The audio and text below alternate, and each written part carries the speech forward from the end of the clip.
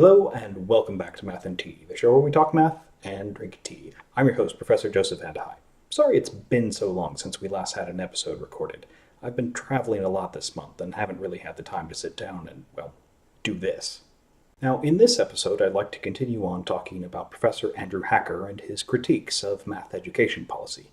The last couple of episodes I've been kind of down on his ideas, and in this episode I'd actually like to talk about where we agree. And I know his methodology is kind of shabby, and his reasoning is kind of motivated, and his logic is largely absent. But that doesn't mean he doesn't occasionally get things right. After all, he's been talking about the same sorts of things that mathematicians have been talking about for quite some time, and, we have to agree in some places, right? Now here are some ideas I have about how I'd go about reforming math education policy. I won't claim all mathematicians agree with these ideas, although a number of the ones that I have talked to about them have thought they've been pretty good. Number 1. More numeracy in the classroom.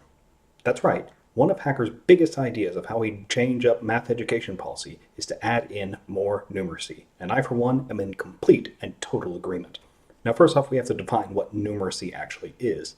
Numeracy is the mathematical form of literacy, and innumeracy is the mathematical equivalent of illiteracy. Numeracy is more than just solving math problems, although admittedly that's a big part of it. For instance, we have to have the ability to take a non-mathematical problem and turn it into a mathematical problem. And then once we've solved that mathematical problem, we have to take the mathematical answer and turn it into a non-mathematical answer. We have to interpret things. We also need to have the ability to estimate, to be able to get a good idea if an answer is in the right ballpark without doing all of the calculations. There's far more to it, but that's just some of the ideas. Now, the failures of numeracy are very well documented in the following book, Innumeracy by John Allen Paulus. This is a really good book, and it's really popular too. I won't say it's on every mathematician's bookshelf, but it's probably on a lot of them. Now, I should say, we do teach numeracy in the classroom. We particularly emphasize that whole solving the problem thing, but we don't emphasize the understanding the problem nearly as much as we ought to. As an example of this, it's pretty common for me to see a student working on an algebra problem, and they know that they can multiply both sides of the equation by 2, but they don't understand why. If I ask them why they can do that, they just say, well, it's a rule, of course you can do it, which doesn't really help them understand what's going on any better. Now, as to why understanding the problem is not so heavily emphasized, well, that kind of leads into the next point. Number 2, less teaching to the test.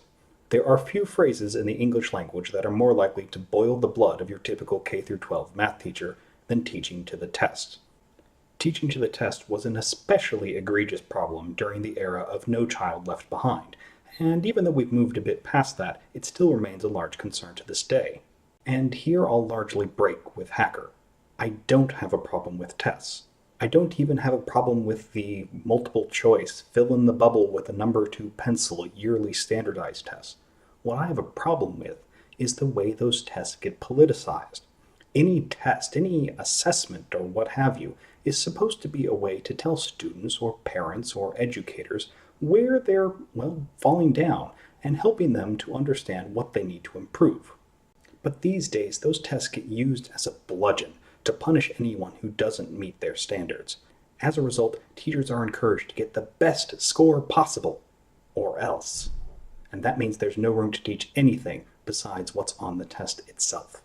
This relates back to numeracy for the simple reason that solving problems is something that is simply and easily tested. Did you get the answer right, or did you get the answer wrong? On the other hand, interpretation, understanding, that requires a lot more effort to be put into both asking the question and understanding the answer. Number 3, de-emphasize calculus. That's right. As we saw in the previous episode, the whole reason why calculus is the end goal of the modern high school mathematics curriculum is because of the Cold War. We wanted more students going into science and technology, and calculus was the best way to go about that.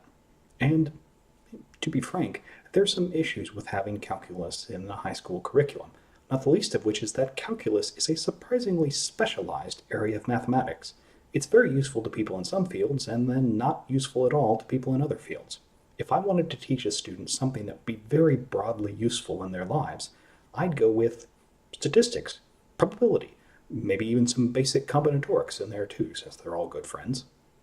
Another issue is that calculus in high school can be really hit or miss. Sometimes it works great, and students are able to skip past Calc 1, maybe even Calc 2, right when they enter college. But other times not so much. It's kind of a bit surprising, but some of the worst students I see in a calculus class are those who have already taken calculus in high school. The reason being, they took a bad course and they thought they learned it well. So by the time they get to my course, they think they already know it all and they end up not studying whatsoever. Then they end up failing badly. And let me emphasize, this is merely an observation and in no way scientific. Now, I don't necessarily want calculus to be gotten rid of in high school. I think it's a useful thing to have there as an option for students who want it, kind of like statistics is now. So what I'm really looking for is to maybe reverse the roles of statistics and calculus, make statistics the required one, and make calculus the option. And sorry, hacker, but I'm keeping algebra. Number 4, integrate proof-based thinking into the entire curriculum. I mean, seriously, what is geometry even doing in our high schools?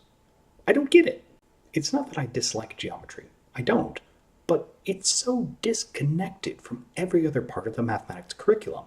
In every other aspect, we're looking at solving equations, and then we suddenly hit geometry and it's all logic and proofs. And students aren't seeing the importance of logic and proofs because they just think of it as that geometry thing. These are critical aspects of mathematics, and they're kind of not used properly. What I'd like to see is a little bit more proof and logic throughout the entire high school curriculum. A little bit of proof in algebra, a little bit of proof in trigonometry, a little bit of proof in calculus. That way students are constantly seeing it and constantly seeing why it is an important thing. Maybe we'd even invoke one of our closest cousins, academically speaking. I'm talking, of course, of computer science. After all, proof-based thinking is pretty similar to programming-based thinking. In our modern computing world, it might be really useful to have a course that teaches both mathematics and computer science together. And there you have it, 4 math education reforms that I support. And maybe even Hacker supports some of them as well. I probably could have come up with even more than that, but hey, it's a good starting point. Anyway, there's more I want to say about Hacker, but for the next episode of Math and Tea, I want to do an election special. I'll see you then, because I'm out of tea again.